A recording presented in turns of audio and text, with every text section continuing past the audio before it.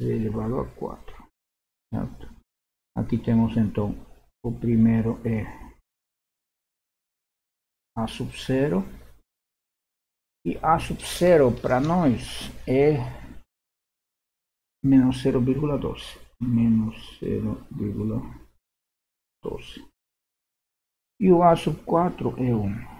E aqui é 1. E aqui é menos 0,12. Certo? Estou evitando escrever todos os restantes, senão vai ficar cheio de números que a gente não vamos utilizar. Para calcular B sub 0, temos que calcular esse determinante dessa matriz. Tá? Então, esse determinante vai ser igual a ver, aqui o número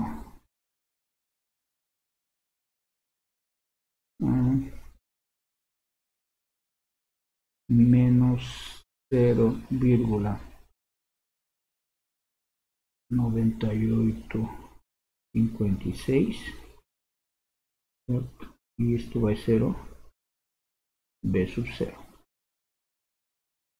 certo? Vamos ter B sub 0, B sub 2, B sub 3, certo? Ou seja, vamos até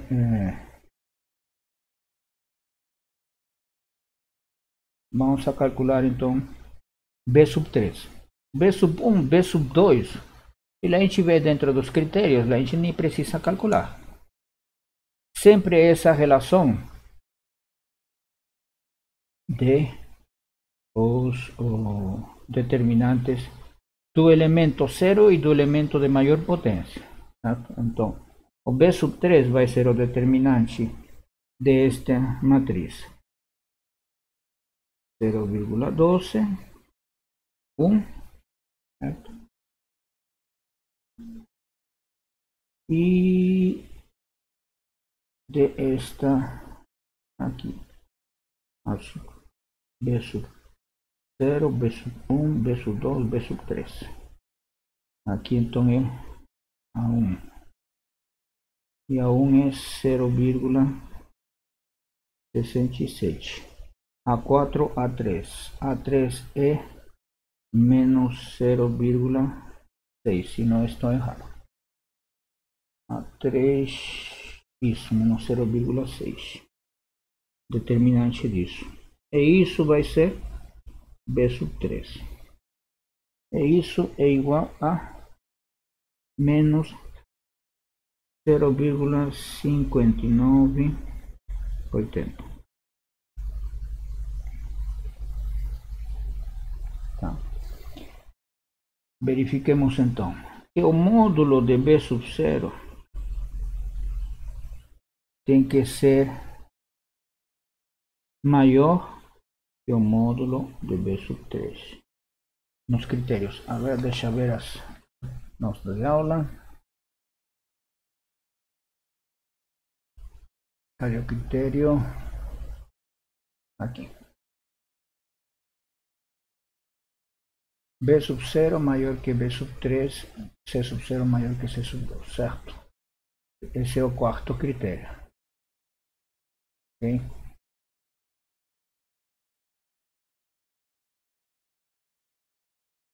Então, a gente verifica que então isto é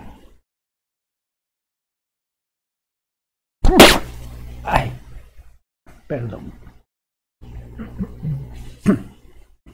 desculpem, perdão. Okay. Isto então é 0,9856 é maior que 0,598. E é verdade. Certo. Então, vamos para a segunda. Deixa aqui.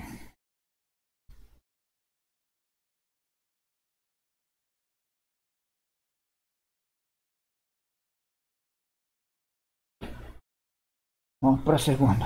Para a quinta, perdão. Para a quinta condição. Certo.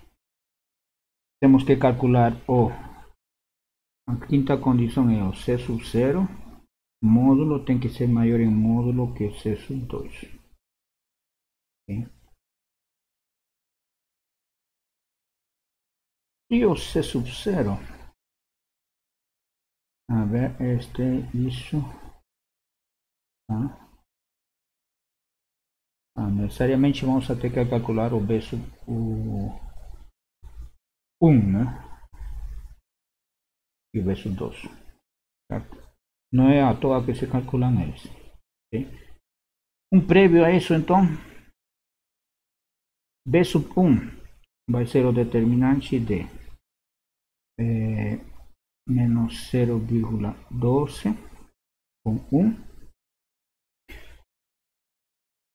com, deixa eu ver aqui,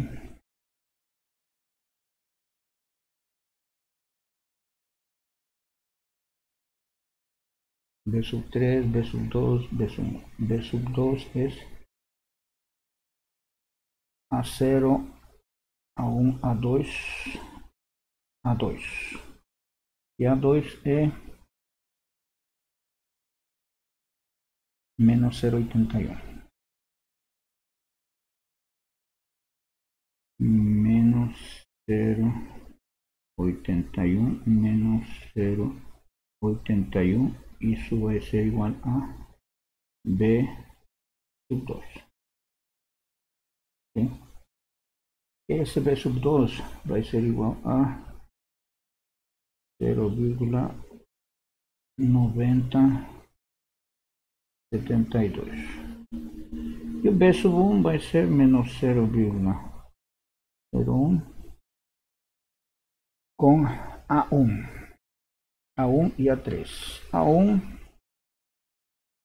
é 0,67.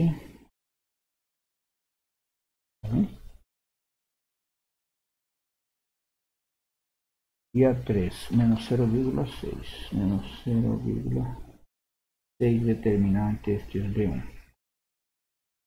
E esse B1 é de 0,5196. Beleza. Então agora vamos a calcular. Oi. É uma dúvida. O B1 é o mesmo valor de B3, que a matriz do B1 e do B3 estão iguais, no caso. Aí só que dá valores diferentes. Dá 50, menos 59,80 no B3 e no B1 tá 51,96.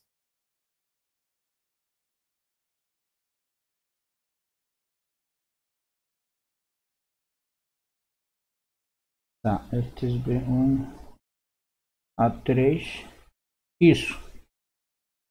Aqui seria A3,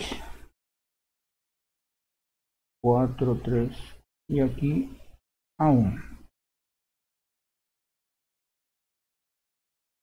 Certo? Para o B1. Para o B2 seria A2, A2 e aqui seria A1, A3. Tá? Então temos para o B0 é a primeira linha e a última. Então, estamos chamando B0, certo? Para o B2 seria a primeira e esta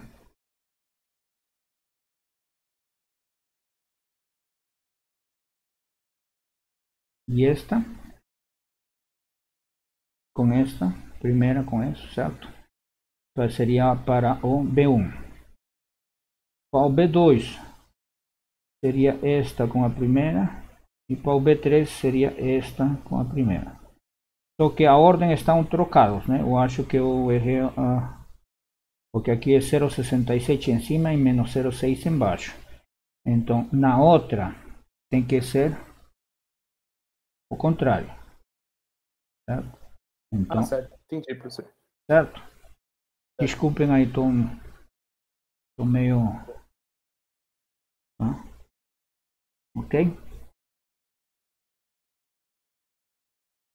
Então aqui é menos 0,6 e aqui é 0,67, tá? Corrijam aí, se tiver algum erro, então verifiquem. Obrigado aí pela observação. Ok? Então temos já os B1s, o B1, B1, B0, B1, B2 e B3. Então podemos calcular os Cs. Então aqui seria, vamos montar a matriz B0, B1, B2, B3. Perdão, a tabela, matriz não, tabela. Aqui é B3, B2, B1, B0. Okay?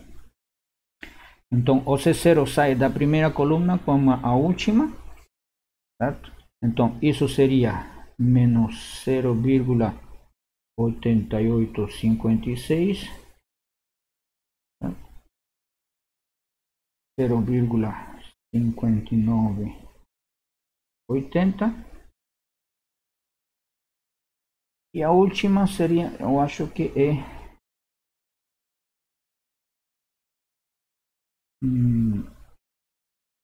menos 0,5980 e menos 0,9856.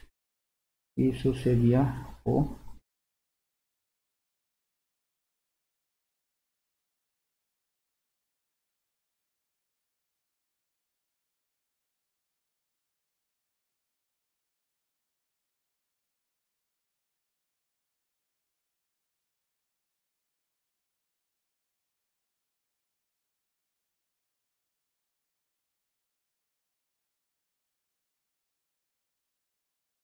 eu acho que eu estou fazendo besteira.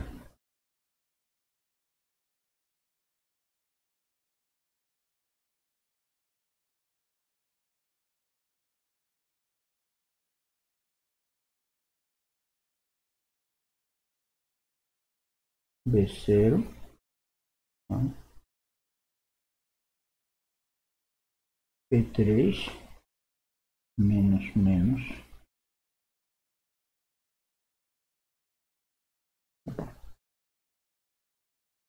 Tá. Isso sai, isto é o C0, né?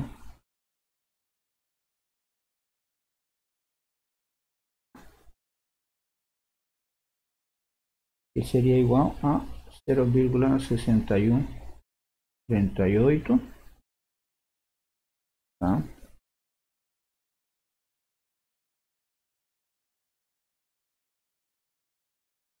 Agora, o C1 não interessa, aqui literalmente não interessa, então calculamos o C2, que seria a primeira coluna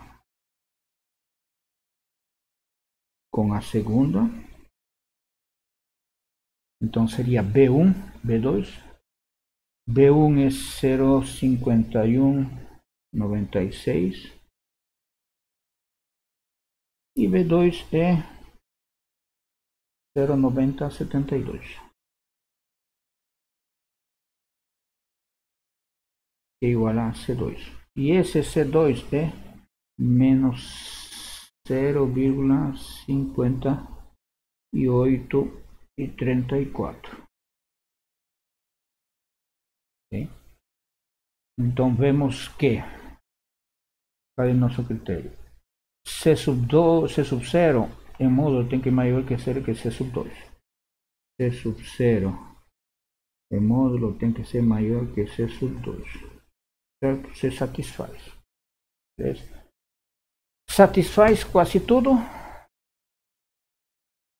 Então podemos concluir, por lo tanto, que é o seguinte: P sub C igual a 0 tem um polo em C igual a menos 1. Okay? Ou uma raiz, né? Um polo em malha fechada. E três outras raízes dentro do círculo unitário.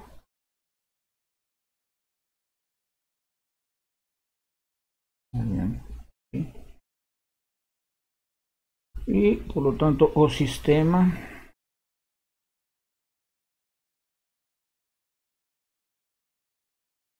é criticamente estável. Então, isso é o que nos pedem ao analisar a estabilidade de seja uma equação diferença, ok? E eu tenho a relação de entrada-saída. Bom, suponho que já é minha função de transferência em malha fechada. Agora, se me dá a minha função de transferência em malha aberta, então eu tenho que calcular minha função de transferência em malha fechada. Tá?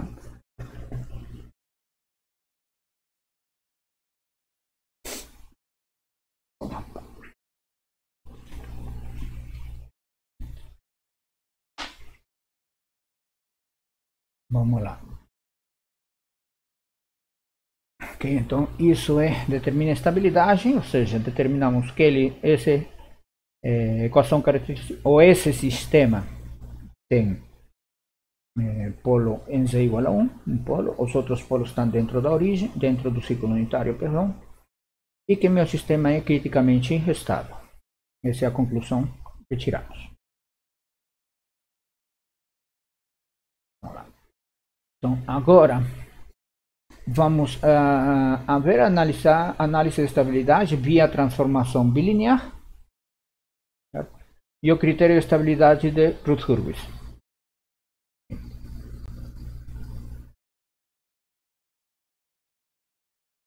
Então, aqui existem várias técnicas de análise e projeto de sistemas de controle contínuo, lineares, invariantes no tempo, tais como o critério de Routh-Hurwitz e o diagrama de Bode, baseado nas propriedades de estabilidade do plano S, no qual o limite de estabilidade é o eixo imaginário, certo? Nosso caso discreto é o círculo unitário.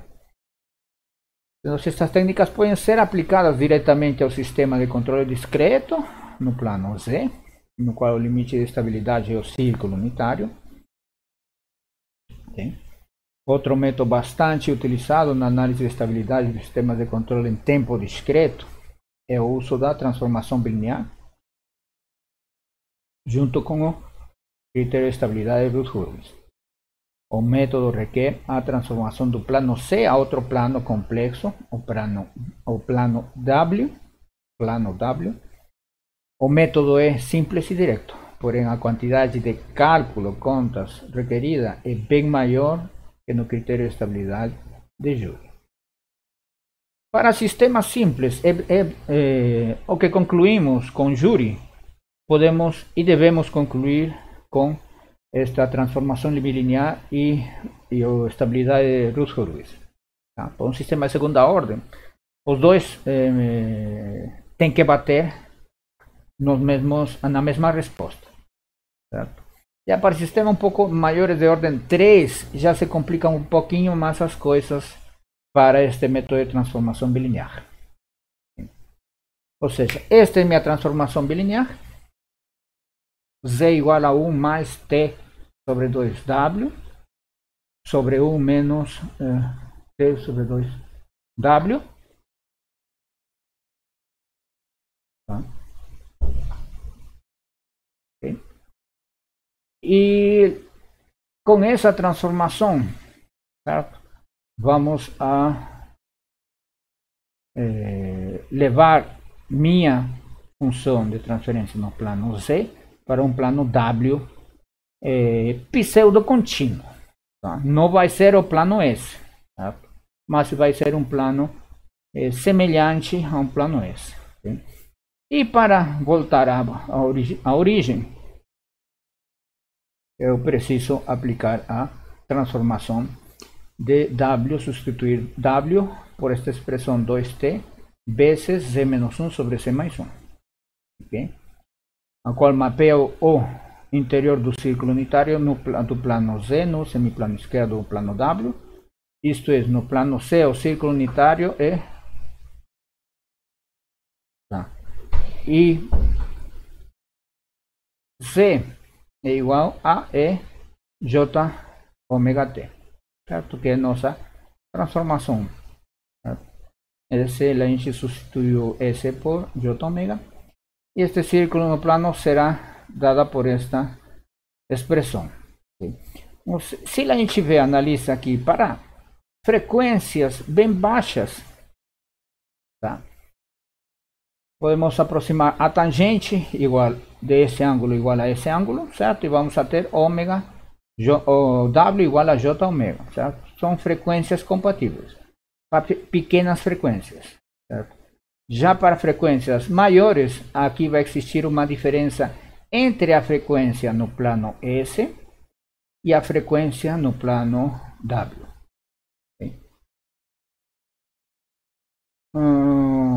Aqui está a aproximação, certo? Como falei para vocês.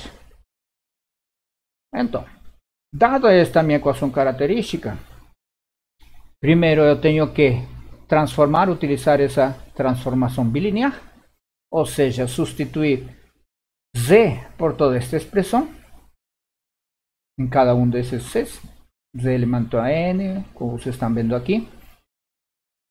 Juntar todas as potências de W, N em um só fator, e assim sucessivamente para as potências menores, e eu vou ter esses novos coeficientes B sub N, certo? Okay?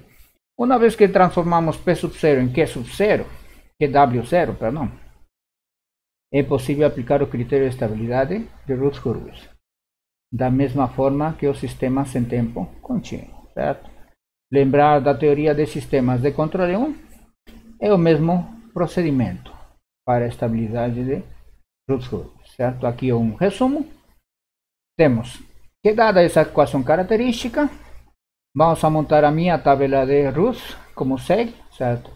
Wn, Wn-1, Wn-2 até W0, certo? Aqui ficam as primeiras correspondem à maior potência, a N-2, a segunda, assim N-4, a segunda as potências N-1, N-3 e N-5 sucessivamente. E esses coeficientes C se calculam dessa maneira como a determinante, certo? Por exemplo, aqui B sub N-1 por vezes B sub N-2 menos B sub N vezes Bn-3 dividido por B sub N-1. Tá? Ou seja, parecia que fosse a inversa menos a determinante desse elemento, certo? C sub 2 seria esta primeira com esta quarta, segunda, terceira coluna e assim sucessivamente. Tá? Vamos calculando. Uma vez obtida, o critério de Routh-Hurwitz, se vocês lembram, estabelece que se o número de raízes da equação característica com parte real positiva é igual ao número de mudanças do sinal dos coeficientes da primeira coluna da tabela, certo? Ou seja, se existem duas mudanças de sinal, então eu vou ter dois polos no semiplano direito, certo? Ou seja, dois polos instáveis.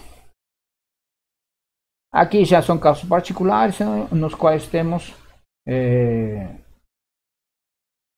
fatores menores, certo? Nos quais a gente pode chegar a simplificar, mas neste caso a gente não se vai focar nesses casos especiais.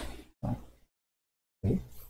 Por exemplo, este exemplo a gente já vimos, eu acho que aqui, certo? Com Jury.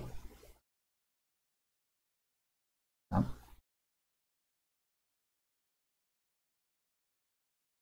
Certo? Agora a gente vamos ver esse mesmo exemplo com Routh-Hurwitz. E temos que chegar à mesma resposta. Okay? Considere o sistema cuja equação característica é dada por essa expressão. Determine se das raízes da equação características se localiza fora do círculo unitário. Utilize a transformada bilinear e o critério de estabilidade de Ritz-Hurwitz.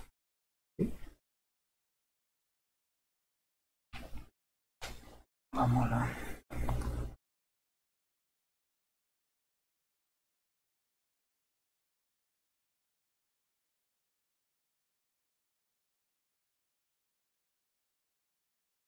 Ok, então, este é meu exemplo.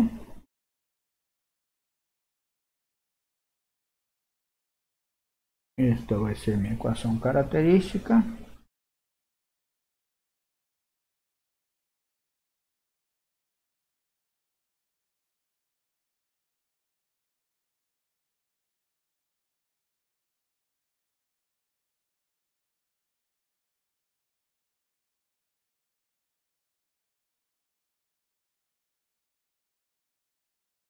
Essa é minha equação característica, então vamos ver, analisar essa estabilidade com o critério, com a transformação bilinear e o critério de Ritz-Hurwitz.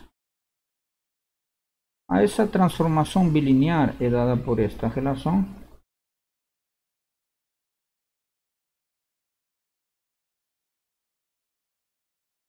Ok.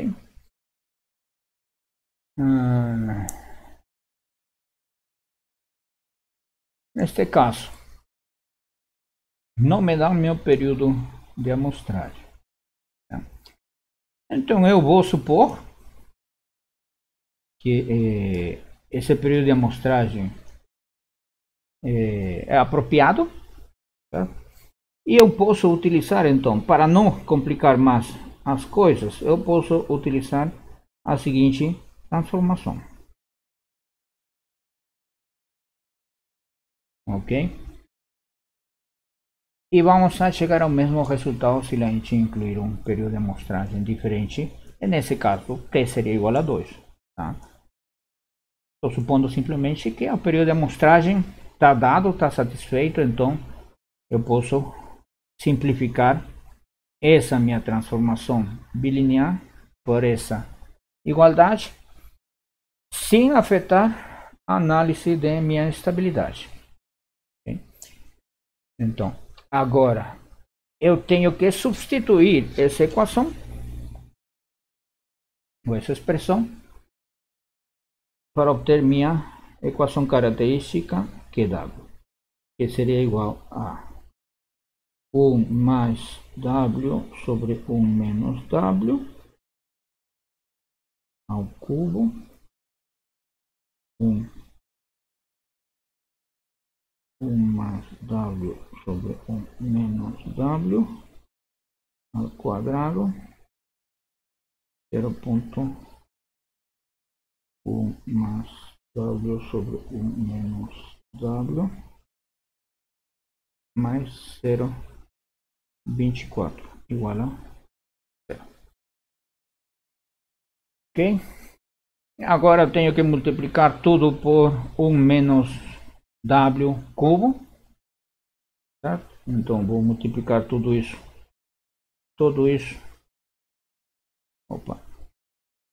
vezes 1 menos W ao cubo. E eu vou ter a seguinte: 1 mais W cubo menos 1 menos 3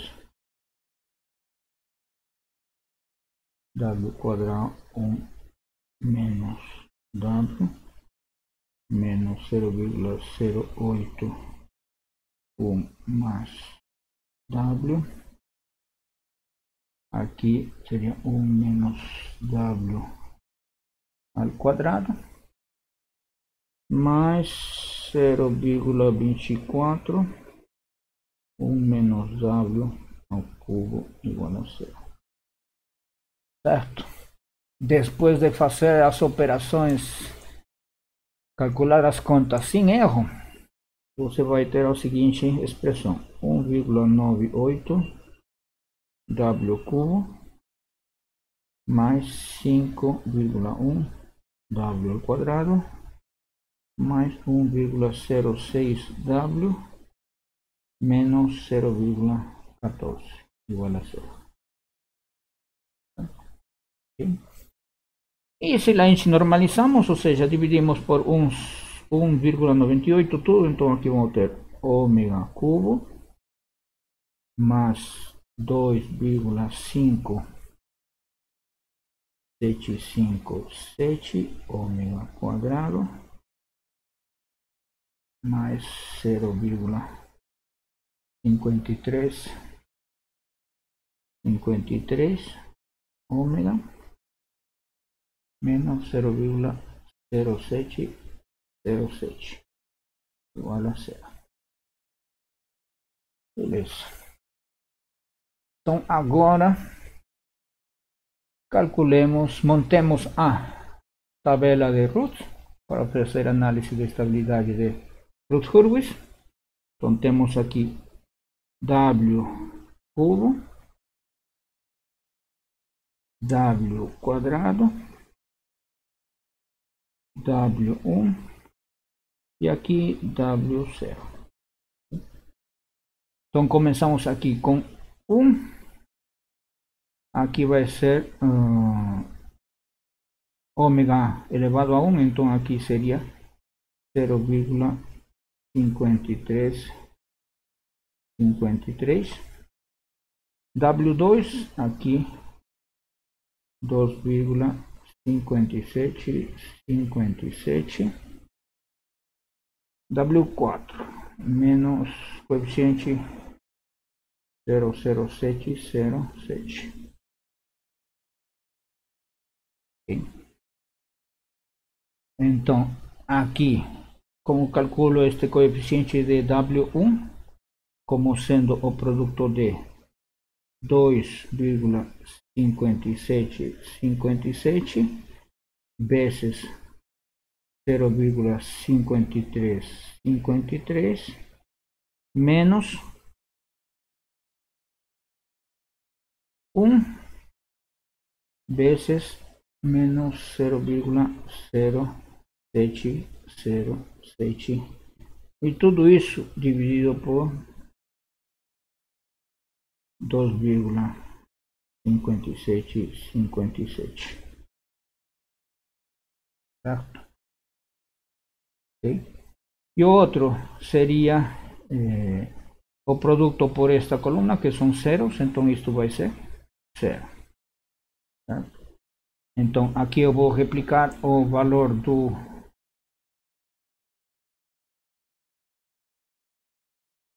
W1, certo?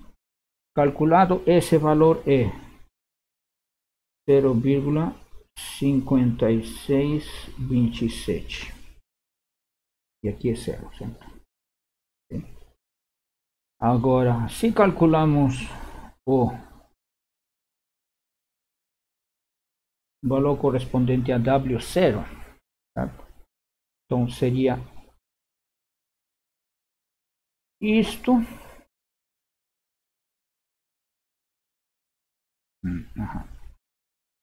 Deixa eu trocar de... Seria o produto disto vezes isto menos isto vezes aquilo e dividido sobre isto. Então esse vai dar menos 0,0707. Tá? Então, em resumo, eu vou mostrar a minha tabela limpa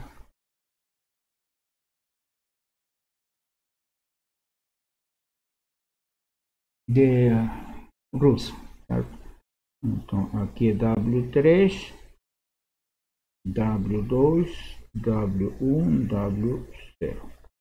W3 é aqui é 1, aqui é 0,5353, aqui é 2,5757, aqui é menos 0,0707, aqui é 0,5627, 0 e aqui menos 0,0707. Tá?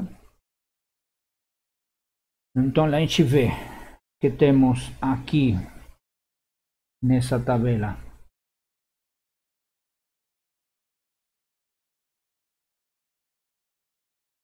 temos uma mudança de sinal.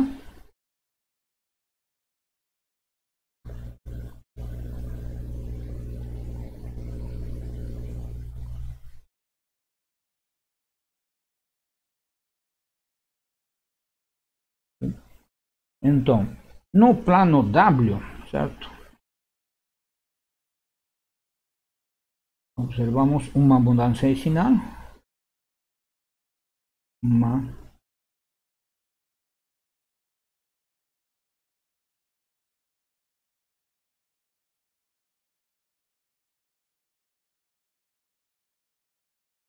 Sinal.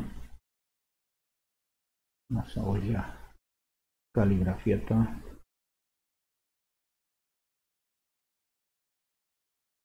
Okay. Então, no plano W existe,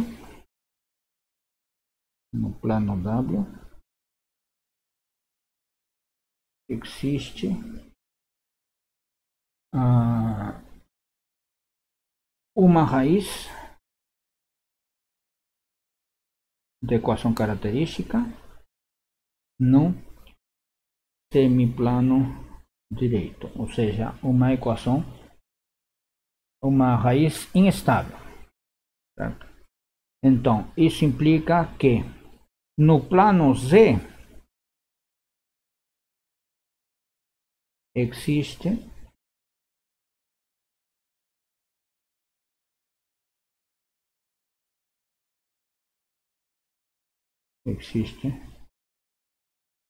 uma raiz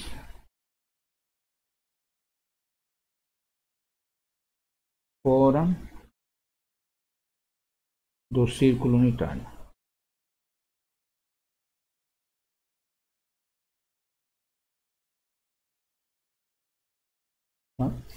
E se a gente revisa esse exercício que resolvimos anteriormente com júri, temos que verificar que verdadeiramente existe uma raiz fora do círculo unitário. Eu acho que é esta.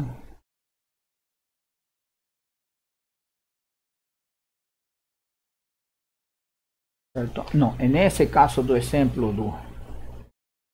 Vamos botar as notas. Deixa aqui. Certo? Esta é a minha equação. No exemplo 3.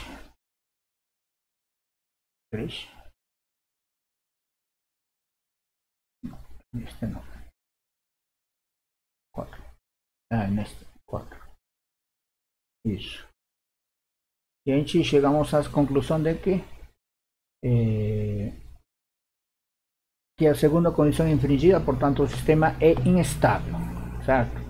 Então a gente pode chegar à mesma conclusão: meu sistema é instável. Por quê? Porque eu tenho um polo fora do círculo unitário, certo? Okay? Então aqui também nos diz a instabilidade. Uma das condições é infringida. Nesse caso, meu sistema é instável. Okay?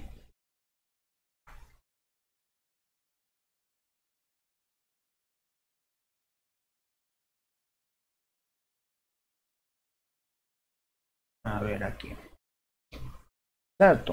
Aqui não sei se foi o exemplo anterior também que a gente vimos este.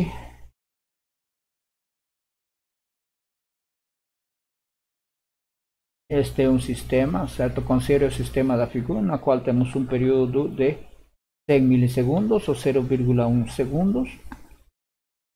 Okay? Minha função g é dada por essa função g sub 1, calculada por essa função. E que diz, qual é a faixa de valores de k para que o sistema seja estável?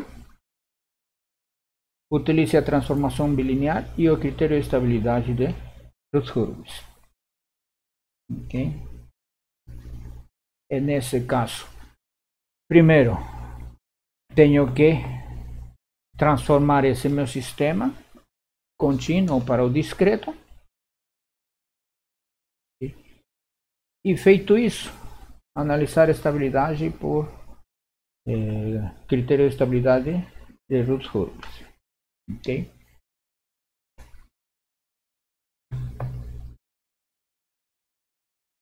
Se fosse uma prova presencial, certo? Eu acho que seria maldade vocês determinarem a função de transferência pulsada deste sistema contínuo. Tá? Mas como eu sou bonzinho, bom, eu acho, podemos determinar essa função de transferência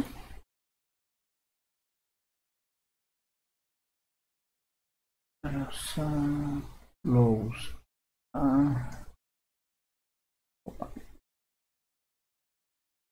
ou TLC, certo? Vamos salvar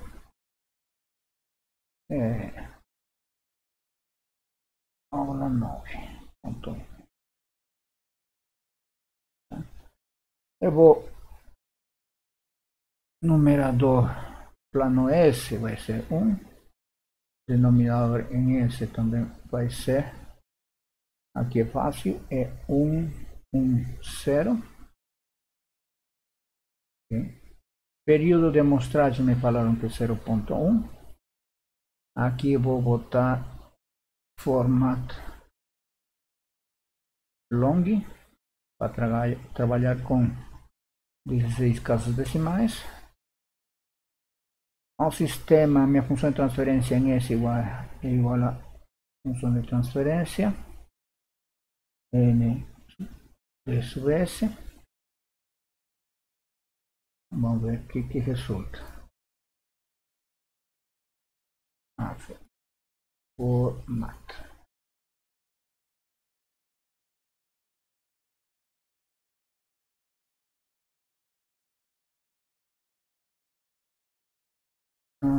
TF é um pacote de controle, tá? Ctrl C. Ou seja, eu tenho que load P. Isso. Agora sim, certo? Agora eu vou transformar essa função de transferência em discreta. Esse com esse período de amostragem. Okay?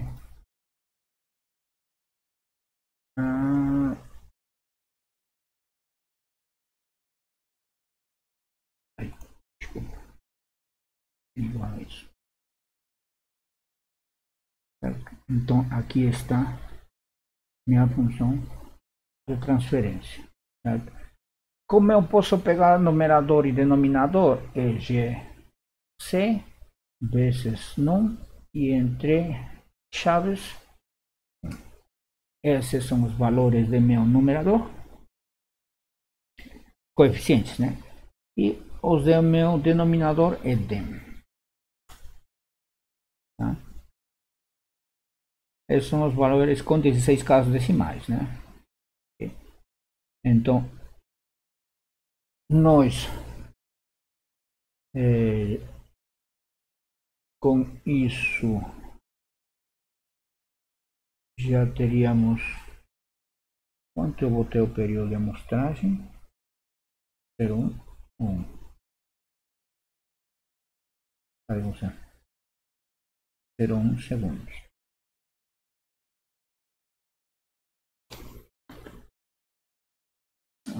Tá bem. Vamos ver com um segundo, certo? Para não dificultar a minha vida, eu vou botar um segundo. Então, a gente temos aqui, então, numerador, denominador. Tá? E mais ainda, se a gente quiser as raízes do denominador, simplesmente GC, essas são as minhas duas raízes. 0.1 aproximadamente, ou perdão, 1 e 0.3679. Isso. Tá?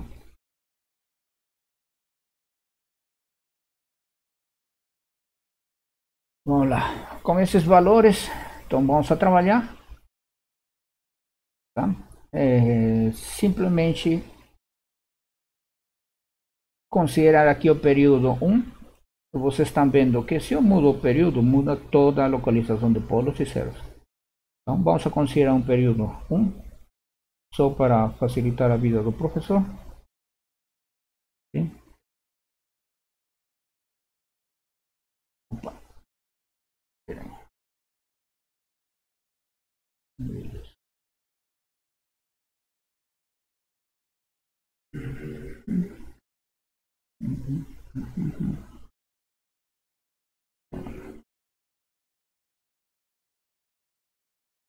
Tá.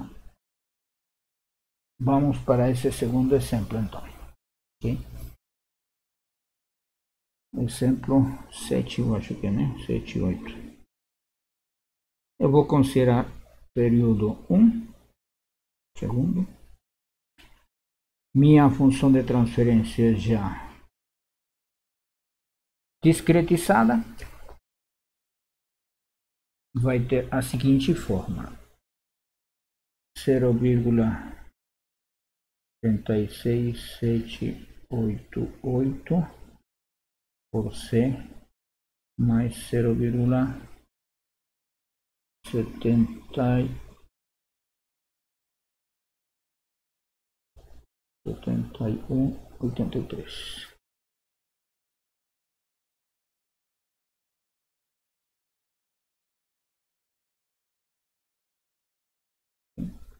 Dividido por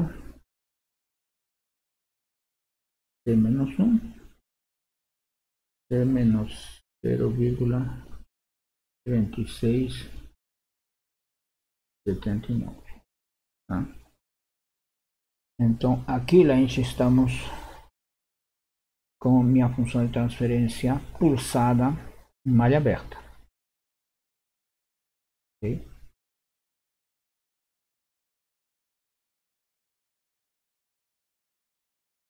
Então, poderia a equação característica. A minha equação característica, tá? No domínio Z, eu vou botar P sub C, PZ, perdão, vai ser igual a 1. Obviamente aqui temos o ganho, né? K vai ser igual a 1 mais G, certo? Que isso vai ser, a gente vê, aqui vai ser C menos 1 vezes C menos 0,3679 mais 0,36788 mais, eu vou escrever tudo isto embaixo, não vai alcançar, então vai ser mais 0,36788 83, tá? Tudo isso sobre C menos 1 79. Tá? Na verdade, minha equação característica é o numerador, certo? Ou seja, isto. Como isto vai ser igual a zero, isto vai sumir. Então, simplesmente essa expressão, certo? Ou eu utilizo essa expressão e substituo aí C igual a, neste caso vai ser 1 mais 0,5W sobre 1 menos 0,5W. Ok? Ah, professor, eu quero substituir sobre 1 mais W, 1 menos W. Beleza. Certo? Você tem que obter os mesmos resultados. Tá? Então, ou você pega esta equação característica e substitui, ou você substitui na malha aberta, certo? Então aqui você vai ter um G de W, certo? E nesta G de W você calcula a equação característica, certo? Ou seja, não há um único caminho para a gente resolver. Okay?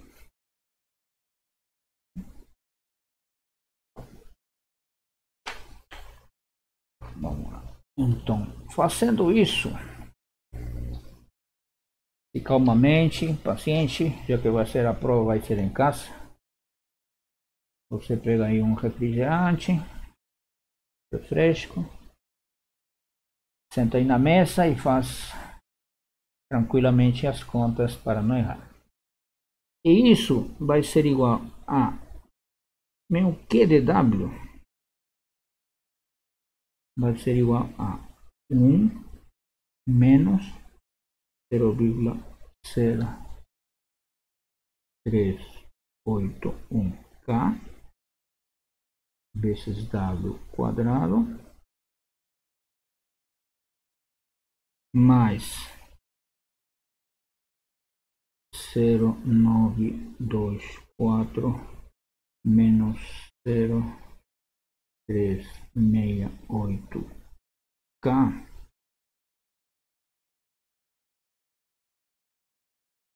vezes W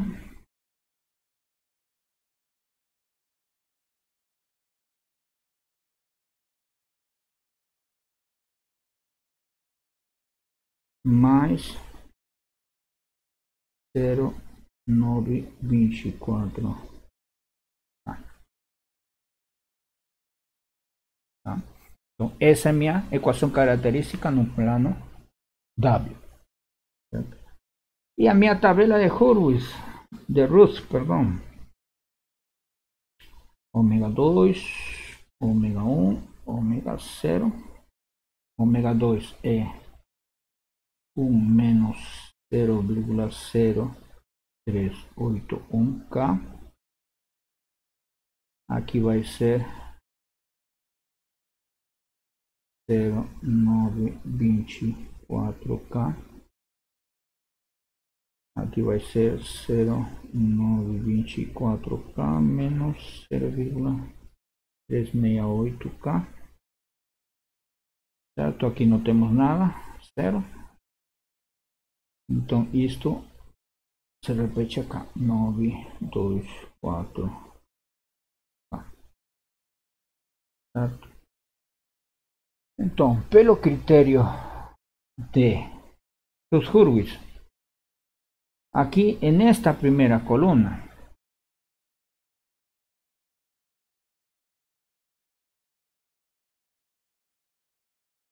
certo? Nessa primeira coluna não deve existir mudança de sinal. Ok? Agora, vamos lá. Então, na primeira coluna, primeiro elemento. Primeira linha, primeira coluna. temos que 1 menos 0,381K tem que ser maior que 0. Então,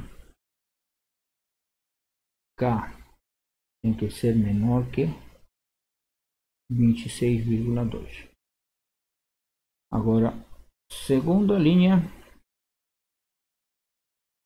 primeira coluna.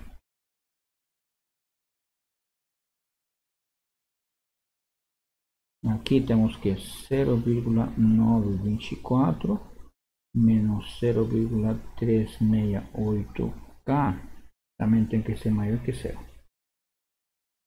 De onde temos que K 2,39. E na terceira linha, primeira coluna, temos que 0,924K maior que 0. Então K tem que ser maior que 0. Certo? Então meu sistema será estável.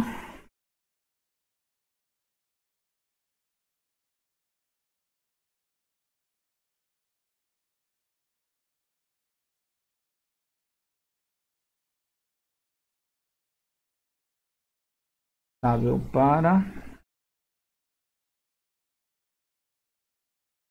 0, K maior que 0, menor que 2,39.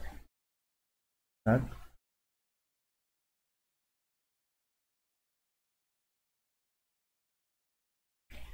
Então, a gente temos que se faço, o que acontece quando K é igual a 2,39?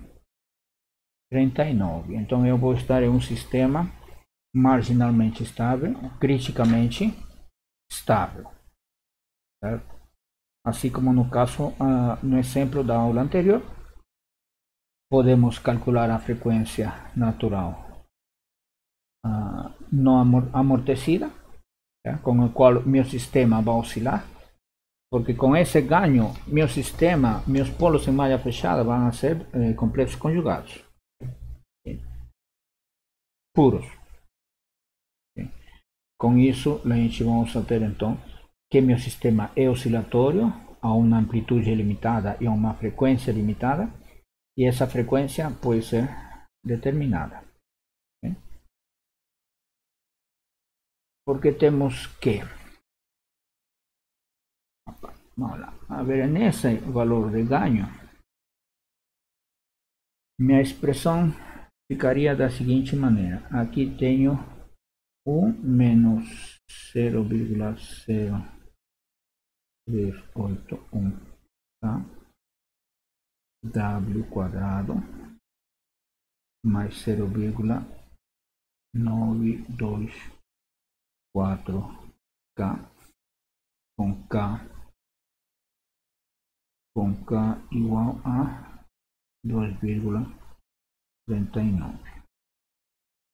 Então isso teríamos o seguinte: 0,9089 ômega ao quadrado mais 2,181 igual a 0. Então ômega vai ser igual a mais menos J raiz quadrada de 2,181 sobre 0,9, que vai ser igual a mais menos J 1,549. Okay? Que essa seria minha frequência. Esta é minha frequência no plano W. Certo? Okay? Se eu quero encontrar minha frequência no plano S, no plano que trabalhamos sistemas contínuos, então tenho que usar 2 vezes T, 2 entre T, tangente inversa de essa frequência em W, T sobre 2. Certo? Com isto vai ser 2 sobre 1, tangente inversa de 1,549 sobre 2, que vai ser igual a 1,32 radianos por segundo. Que esta seria a minha frequência no plano S, certo? No plano, no sistema real. Okay?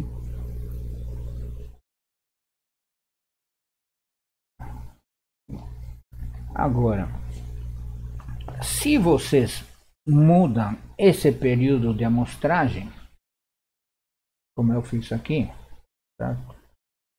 Por exemplo, para 0,1, esse ganho K muda também, tá? Porque ele depende, esse ganho vai depender da localização de meus polos e zeros. E meus polos e zeros dependem do meu período de amostragem. Então, se eu mudo o período de amostragem, mudam polos zeros, muda esse ganho crítico. Então, a gente tem que recalcular tudo novamente. É o mesmo, né? É o mesmo, isso. É esse, né, que a gente fez. Este é para vocês, para determinarem o ganho K, tá? Por um período de amostragem de 0,1. Okay. Isto nós fizemos. E agora a gente vai ver análise de resposta transitória e estado permanente.